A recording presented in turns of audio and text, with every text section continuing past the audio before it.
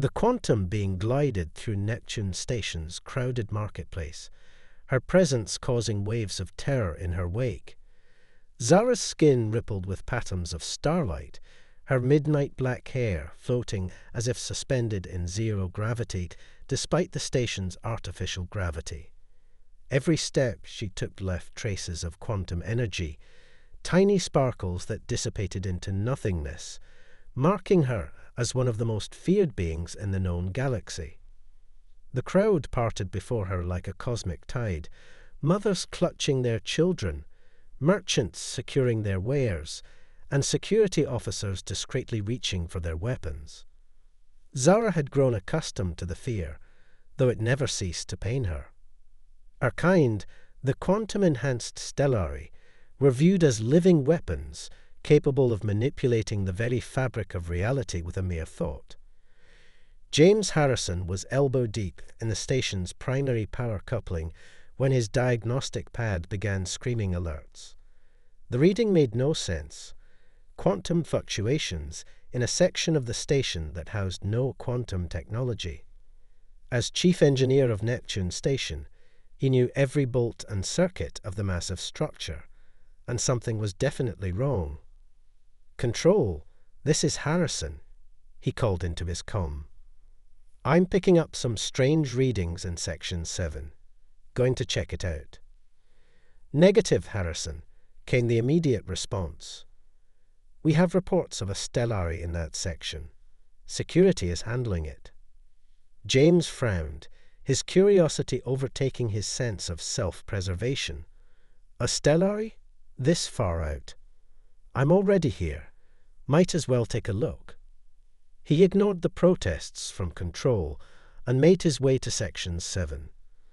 The usually bustling marketplace was nearly empty, the few remaining people pressed against the walls, their eyes fixed on something, or someone, at the center. That's when he saw her. The stellari woman stood before a food stall, trying to purchase something as simple as a meal, but the vendor was frozen in terror.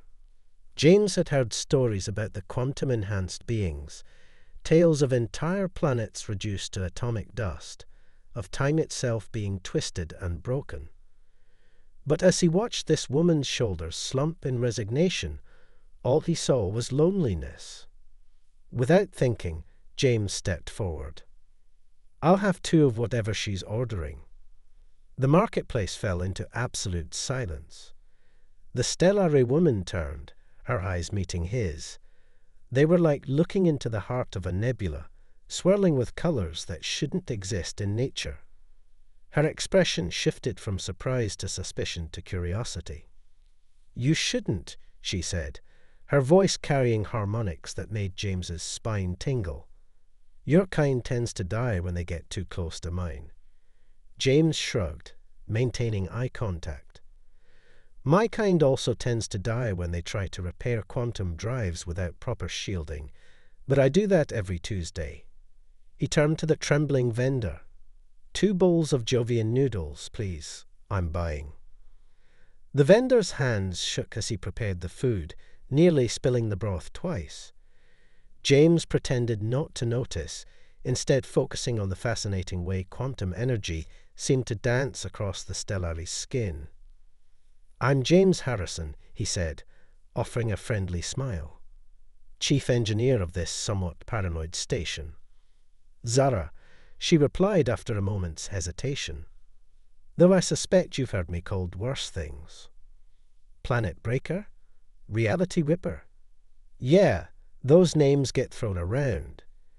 James accepted the 2 bowls, offering one to Zara. "But I've learned that people who get scary nicknames are usually just people who've been scared themselves." Zara accepted the bowl, her fingers brushing his. The touch sent a jolt of energy through James's body, like static electricity multiplied by 1,000, but he didn't pull away. "You're either very brave or very foolish, James Harrison." "I find those often go hand in hand," he replied, gesturing to a nearby table. "Care to join me? I'd love to hear about what brings a stellari to Neptune Station."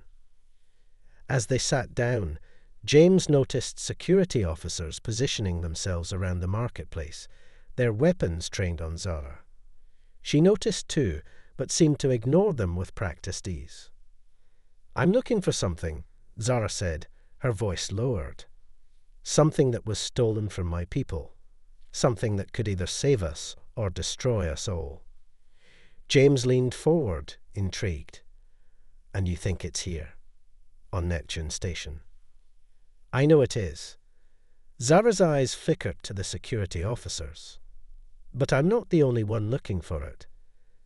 And some would rather see the galaxy burn than let my kind reclaim what's ours." Before James could respond, alarms began blaring throughout the station.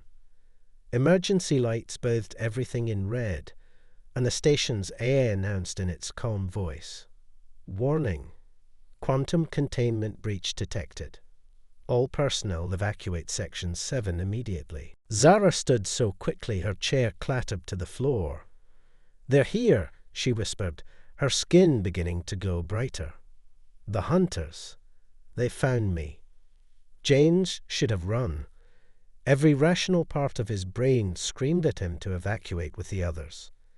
Instead, he found himself standing beside her, his engineer's mind already calculating possibilities. "Whatever you're looking for," he said, "I know this station better than anyone. Let me help."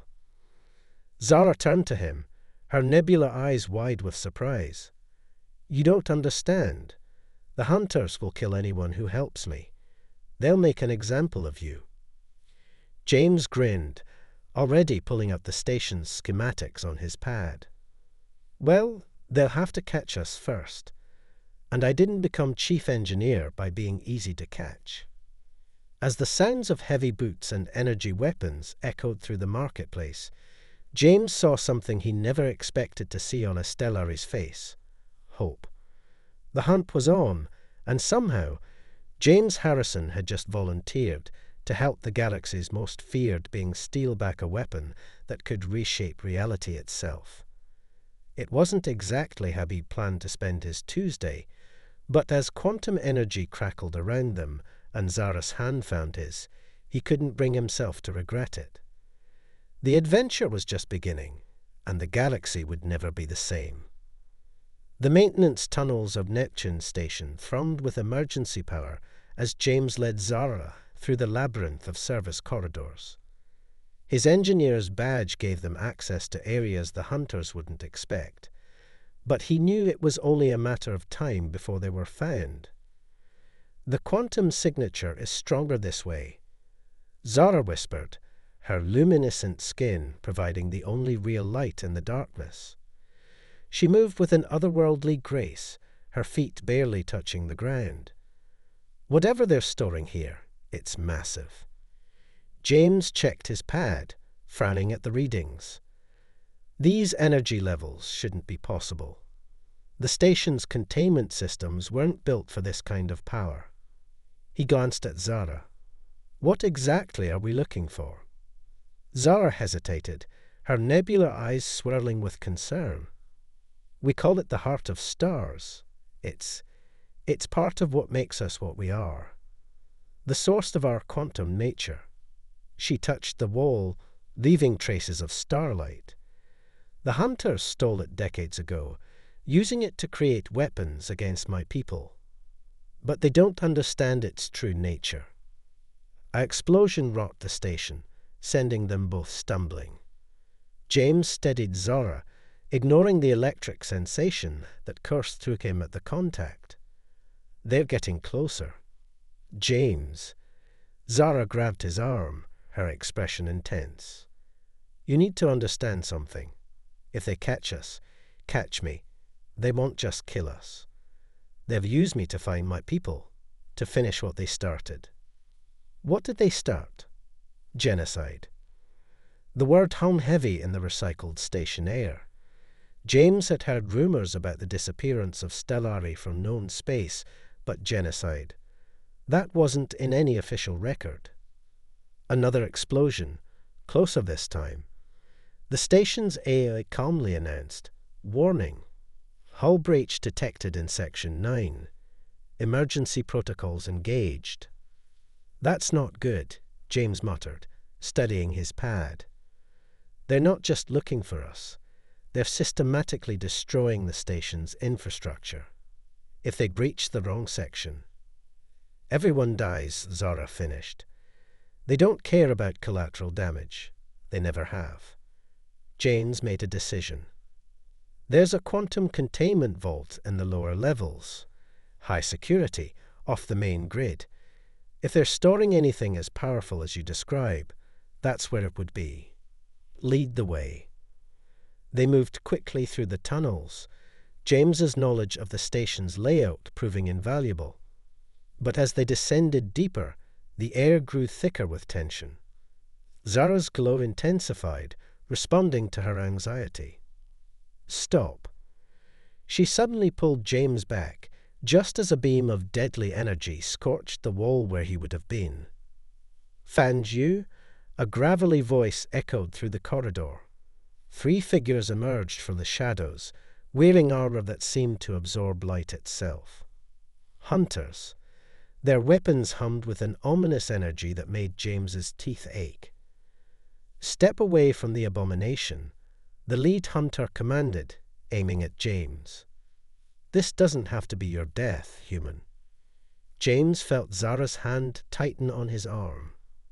He could feel her trembling, not with fear, he realized, but with barely contained power. Funny, James replied, slowly reaching for the access panel behind him. I was about to say the same to you. With a quick movement, he slammed his hand on the emergency release. The section's atmospheric controls went haywire. Air rushed through the corridor with hurricane force, throwing the hunters off balance. But it was what Zara did next that made James's jaw drop. She stepped forward, her entire body blazing with quantum energy. The very fabric of space seemed to bend around her as she raised her hands. The hunters fired, but their energy beams curved away from her, twisting like ribbons in the wind. You want to see an abomination. Zara's voice resonated with power. You want to see why your masters fear us so much. The air itself crystallized around the hunters, time slowing to a crawl within the affected space.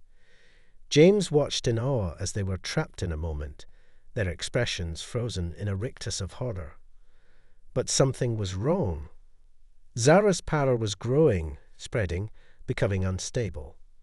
The walls began to crack, reality itself straining under the pressure of her abilities.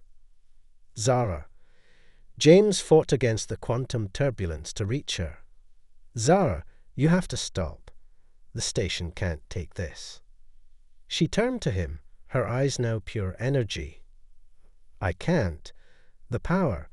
It's been so long since I've used it. I can't control it. James did the only thing he could think of. He reached out and pulled her into his arms, holding her tight despite the energy that crackled around them, burning his skin. Focus on me, he whispered through gritted teeth. Not the power, not the hunters, not the past. Just me. Right here. Right now. For a moment, he thought it wouldn't work. The power continued to build, reality threatening to tear apart around them. Then, slowly, he felt her relax in his arms. The quantum storm began to recede, the crystallized air returning to normal, though the hunters remained frozen in time. Zara pulled back slightly, her eyes gradually returning to their nebulous state. She stared at James in wonder. How? How did you know that would work? James managed a pained smile, trying to ignore his burned hands. I didn't. But I figured if you were going to accidentally destroy reality, I wanted to be holding you when it happened. A small laugh escaped her, the sound like distant wind chimes. Then she saw his hands. You're hurt. I hurt you. Worth it, he said, flexing his fingers with a wince. But we should probably get moving before their friends show up. And Zara. He caught her gaze. That was incredible. She touched his burned hands gently, and James felt a cool sensation as quantum energy knitted his flesh back together. "You're either the bravest or the most foolish human I've ever met. Still haven't decided which." "No," she smiled slightly, "but I'm starting to hope you're both." They continued deeper into the station, leaving the frozen hunters behind. But now there was a new tension between them, not of fear or suspicion, but of something else. Something that made the air hum with possibility. The heart of stars was close. They could both feel it. But as they approached the vault level, neither was sure which was more dangerous, the artifact they sought, or the connection growing between them. The station shuddered again, reminding them that time was running out. Somewhere above, more hunters were coming. And this time, they would be ready for what Zara could do. The real test was just beginning. The quantum vault door loomed before them, a masterpiece of engineering designed to contain the most dangerous materials in known space. James ran his newly healed hands over the control panel, his mind racing through override sequences. "The heart isn't just a power source, is it?" he asked, fingers flying across the interface. "There's something you haven't told me." Zara stood close behind him, her quantum aura casting shifting patterns across the vault's metallic surface. "It's complicated. We're trying to steal an artifact that could reshape reality while being hunted by genocidal fanatics." James replied, not looking up from his work. "I think we're past complicated." A long moment passed before Zara spoke, her voice barely a whisper. "The heart is alive." James's fingers stopped moving. Alive. Its consciousness given quantum form. The first of our kind. Zara's reflection in the vault door showed pain etched across her ethereal features. "When the hunters stole it, they didn't just take our power source. They took our ancestor, our god." The vault's locking mechanism began to disengage, heavy bolts sliding with thunderous clanks. James turned to face her. "Why didn't you tell me?" "Because the last human I trusted with this information sold my people to the hunters." Her nebula eyes met his, swirling with centuries of pain.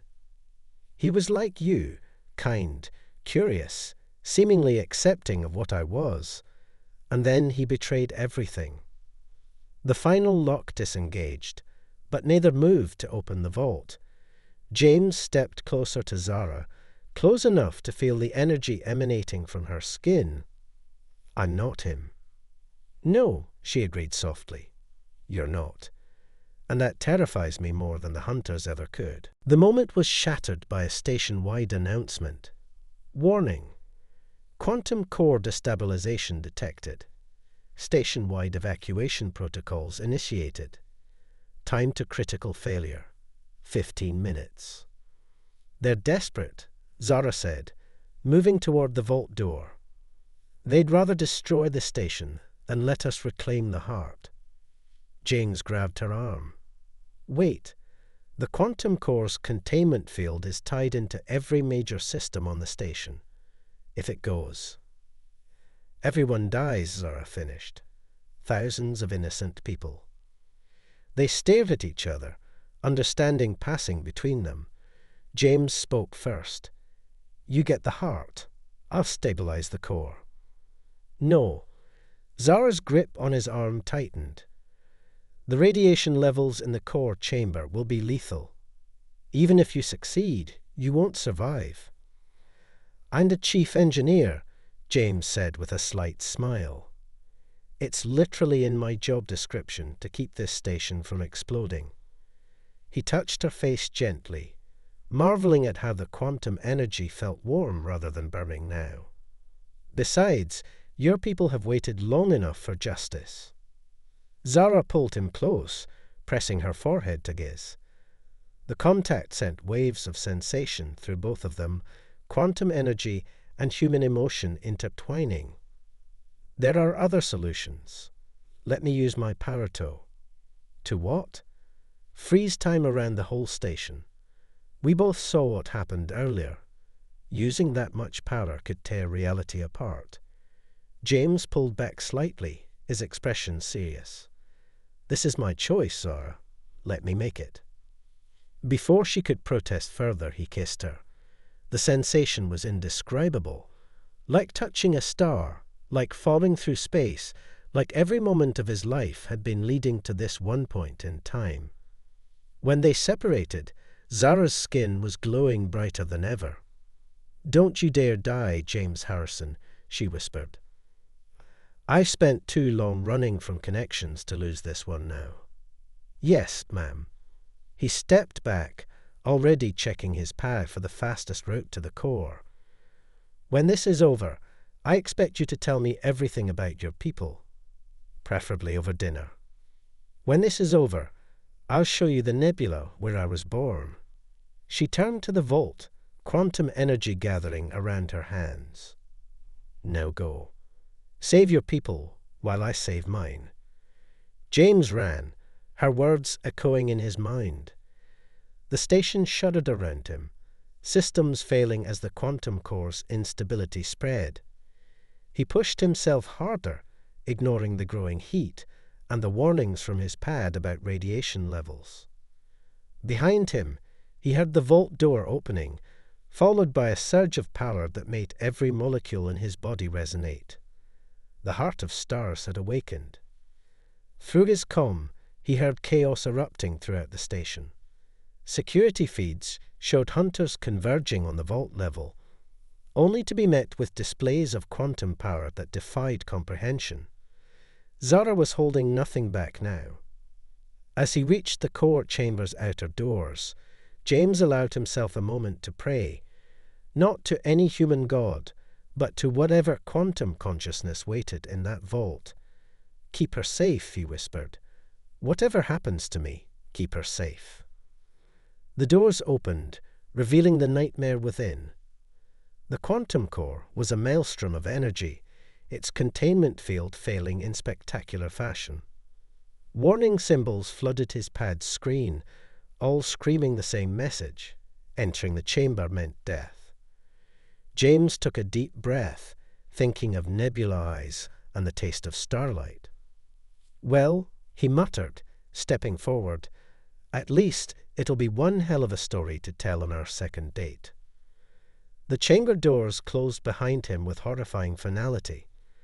The real question was, which would come first, his death or his success? And would Zara forgive him either way? Part 4. The Price of Freedom. The quantum core chamber was a hell of radiation and unstable energy. James worked frantically at the control systems, his skin already burning for exposure. Each breath felt like inhaling fire, but he forced himself to focus. The station's 15 minutes were almost up. Through the chamber's reinforced windows, he could see the main reactor spinning wildly, quantum energy arsing in deadly patterns. His pad was barely functioning, its screen flickering with radiation damage, but it showed him enough. The containment field was beyond saving. "Think, Harrison," he muttered, coughing. "Think." That's when he saw it, a possible solution. Not to save the containment field, but to redirect the energy. If he could channel the quantum surge through the station's emergency systems. Meanwhile, in the vault level, Zara stood before the heart of stars. It hung suspended in quantum stasis, a sphere of pure light that pulsed with conscious energy. As she approached, it sang to her in frequencies beyond human perception. "Mother of us all," she whispered in the ancient tongue of her people, "we found you." But before she could free it, the vault doors exploded inward.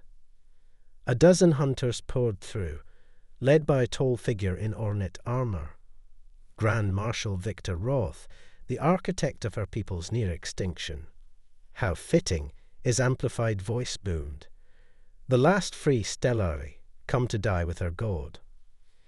Zara's power flared, ready to defend the heart, But Roth raised a device that made her freeze in horror. "Quantum dampeners," he said with satisfaction. "Refined from the very energy we stole from your kind. You're not the only one who's learned new tricks." In the core chamber, James had rewired half the station's systems, his hands shaking from radiation exposure. Blood dripped from his nose, but he was almost done. Just one more connection. His comm crackled. "James." Zara's voice strained with effort and fear. "They have quantum dampeners. They're going to take the heart." "Little busy right now," he gasped, connecting another circuit. "Trying to stop us all from exploding. Listen to me." Her voice grew urgent. "The heart, it can save you. If I free it, its power could heal the radiation damage, stabilize the core, and alert every hunter in the galaxy to its location." James finished. He looked at his hands, now covered in radiation burns. "No, your people have waited too long for this. I won't let you sacrifice their freedom for me. James, please. Do you trust me?" A pause. "Yes." "Then on my mark, free the heart and get ready to run." James input the final command sequence. All around him, emergency conduits began to glow with redirected energy. The core's instability was being channeled throughout the station's outer hull, creating a massive quantum bubble. "Now, Zara." In the vault, Zara summoned every ounce of her power. The quantum dampeners hummed, trying to suppress her abilities, but they couldn't account for one thing: love. Human emotion, something the hunters had always dismissed as weakness, gave her the strength to push through their technology. The heart of stars broke free. Power exploded through the station. The hunters' dampeners overloaded, their weapons went dead, and reality itself seemed to hold its breath. In that moment of chaos, the heart spoke to everyone aboard the station, its ancient consciousness touching every mind. Images flashed: the birth of stars, the first stellari emerging from quantum foam, centuries of peaceful existence shattered by fear and hatred. And through it all, one truth became clear: the heart hadn't been imprisoned in the vault. It had been waiting for proof that humans and stellari could overcome their differences, waiting for two hearts to bridge the gap between their species. James saw all this as radiation ate away at his cells. He smiled, understanding at last. With his final conscious act, he completed the quantum bubble around the station. They were now cut off from normal space-time, suspended in a pocket of reality where the heart's power could work without detection. The last thing he heard was Zara screaming his name. James woke to the sensation of starlight on his skin. He was floating in a void that sparkled with quantum energy, and before him hovered two figures: Zara, her beauty now transcendent with power, and a being of pure light that could only be the heart of stars. "You died," Zara said softly, taking his hand. "For 23 seconds, you were gone. Did it work?" His voice felt strange, resonating with new harmonics. "See for yourself." Reality shifted around them, showing Neptune Station suspended in a bubble of quantum energy. The hunters' ships hung powerless in space, their weapons and dampeners rendered useless. Inside the station, Victor Roth and his soldiers knelt in surrender, their minds opened to the truth by the heart's revelation. "The station is safe," Zara continued. "But you're changed, James. The heart had to rewrite your quantum signature to save you. You're not entirely human anymore." James looked at his hands, seeing the faint glow beneath his skin. "What am I?" The heart's voice echoed in his mind, ancient and wise. "You are the bridge," it said. "The proof that our species can not only coexist, but become something greater together." Understanding dawned. That's why you let yourself be captured. You were waiting for this moment. For centuries, the heart confirmed, until someone proved that love could overcome fear, until a human would sacrifice everything to save both his people and ours. Zara's eyes shimmered with emotion. The hunters' leadership has been exposed, their atrocities broadcast across the galaxy. My people can come out of hiding, thanks to you. James pulled her close, marveling at how their quantum energies intertwined. Thanks to us. The heart pulsed with approval. The age of separation is over. It is time for both our peoples to evolve. Light exploded outward from the station, carrying the heart's message to every corner of the galaxy. The story of a love that transcended species, of sacrifice and redemption, of fear transformed into hope. Months later, James stood with Zara on the observation deck of Neptune Station, watching ships arrive from across the galaxy. Human vessels flew alongside the returning stellari, their crews working together to build something new.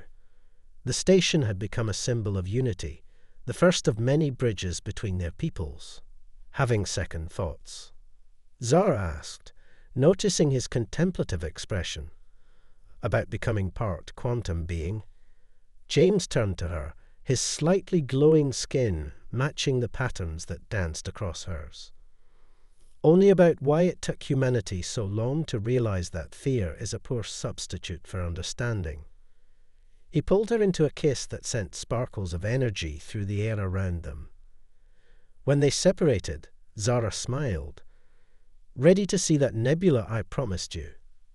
Lead the way, he said, taking her hand. We have a whole galaxy of possibilities to explore. As they walked toward their ship, James reflected that sometimes the most terrifying things in the universe weren't really terrifying at all. Sometimes they were just waiting for someone brave enough, or foolish enough, to look past the fear and see the beauty waiting on the other side. The heart of stars watched over them all, its ancient consciousness satisfied. In the quantum dance of two hearts, finding each other across the vast divide of space and species, it had found what it sought all along, proof that love truly was the most powerful force in any universe. The end.